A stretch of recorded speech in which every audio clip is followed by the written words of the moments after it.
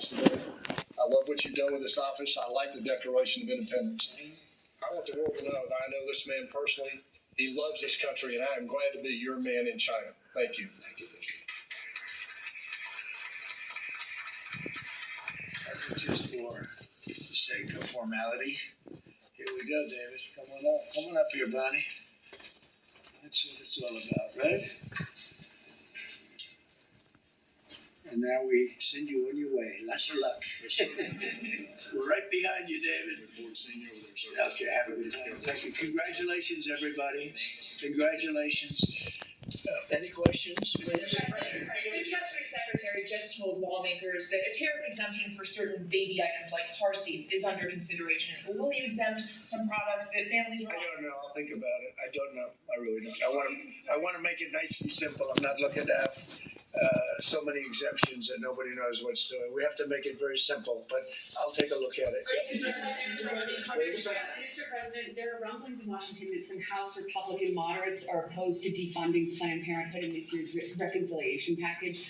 What do you say to those members, and are you supportive of? Well, I don't know yet. I have to see because you're just telling me that for the first time. We'll work something out. Mr. President, what are you hoping your representatives will get out of the talks in Switzerland on China? And secondly, what does China need to do on fentanyl specifically? What do you want to see done? Well, they have to stop fentanyl from coming in. That'll be a very big part. And I had that understanding with President Xi before I left last time. We had a deal, and he would have honored the deal. But when Biden came in, of course, nothing ever happened with him. He didn't know what the hell he was doing. But that would have saved a lot of lives. That election cost us a lot of lives and a lot of heartache. The fact that we went through 4 years of misery, and you look at what's coming through the border, and the job of getting murderers out of our country. So many bad things happened. The wars. You wouldn't have October 7th. You wouldn't have Russia fighting with Ukraine. You wouldn't have had that disaster in Afghanistan. You wouldn't have had inflation. All these things would have not taken place. So sad to see what happened. Any other questions? Is the administration sending migrants to Libya? I don't know. You'll have to ask Homeland Security, please. Would you support sending migrants? Would you Vice support President sending Vance migrants? that Russia was asking for too much to end the war. Given that, do you still have confidence that? When did he say that? Earlier this morning. Well, it's possible that's right. He may know some things that, because I've been dealing with this and some other things, but we are getting to a point where some decisions are going to have to be made. I'm not happy about it. Okay. Just follow up, sir, on the talks in Switzerland. What do you expect? What do you hope to come out of We'll it? see. I mean, look, it's we were losing $1 trillion a year. Now we're not losing anything. You know, that's the way I look at it. We were losing with China on trade $1 trillion a year, more actually, 1.1. But let's say $1 trillion. You know what we're losing now? Nothing. That's not bad. Plenty of new ceasefire and hostage proposal for Israel and Hamas before you head over to the region next week. Where? In Gaza. In Gaza. Well, we're going to see what's happening. There's a lot of talk going on about Gaza right now. You know that, right? So you'll be knowing probably in the next 24 hours. What actions between the war in India and Pakistan? What's your position? Oh, it's so terrible. My position is I get along with both. I know both very well, and I want to see them work it out. I want to see them stop. And hopefully they can stop now. They've gone tit for tat. So hopefully they can stop now. But I know both. We get along with both the countries very well. Good relationships with both, and I want to see it stop. And if I can do anything to help, I will be there. You know, by the way, unrelated, but I guess it's all related when you look at the world nowadays. Rwanda and the Congo, we've made a lot of progress in getting that disaster stopped. We've got a very talented person over there, and we've made a lot of progress with Rwanda and Congo fighting a very violent war, by the way. China says in order to have substantive negotiations, you have to bring down your 145% tariffs. Are you open to pulling back your tariffs in order to get China to the negotiating table? No. Mr. President, Senator Tillis has come out against Ed Martin as U.S. Attorney. Do you have any response to that? Well, it's disappointing because, you know, I know Eddie's very talented. Crime is down in Washington, D.C. Street crime, violent crime by 25%.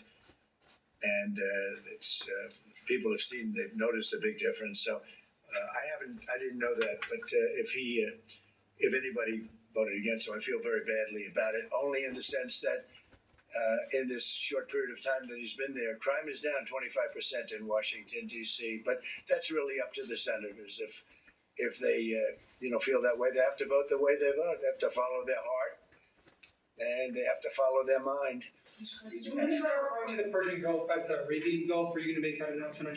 They're going to ask me about that when I get there, and I'll have to make a decision. You haven't made a decision I yet. don't want to hurt anybody's feelings. I don't know if feelings are going to be hurt. Why have a case right over here? It's called Gulf of America, and I guess a lot of people get ideas from us. But the Gulf of America was something I thought should have been named a long time ago. I'm going to be given a briefing on that. It was just done, and I'll make a decision. Isn't the U.S. position that Iran can have an enrichment program as long as it doesn't reach a weapons? We haven't made that decision yet. We will, but we haven't made that decision yet. China said the U.S. initiated the trade talks this weekend and that its position hasn't changed. Are you still confident you can reach a deal with China? They said we initiated. Well, I think they ought to go back and study their files. Okay, I do think that. Go ahead, what were you? Are you planning to ease ship export restrictions to some of these Gulf countries, and then also make announcements regarding? We might be doing that, yeah. And their nuclear programs, civilian nuclear And programs. it'll be announced soon.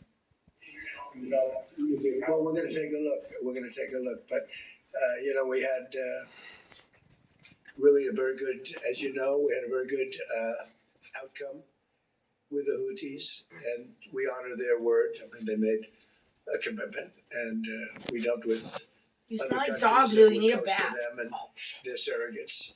And we honor all of their words. We'll see what happens, but I think, I believe that hopefully that's over with. And they leave the ships alone. Leave those ships alone. But so we take their word for it. It was, we hit them very hard. They had a great capacity to withstand punishment. They took tremendous punishment. And, you could say there's a lot of bravery there. That it was amazing what they took. But we honor their commitment and their word. They gave us their word that they wouldn't be shooting ships anymore, and we honor that. I want to thank you all for being here. I want to congratulate David Perdue and his family. He's going to be really an incredible ambassador to China. I have no doubt about it. And we're going to work together very closely. Thank you all very much. Thank you.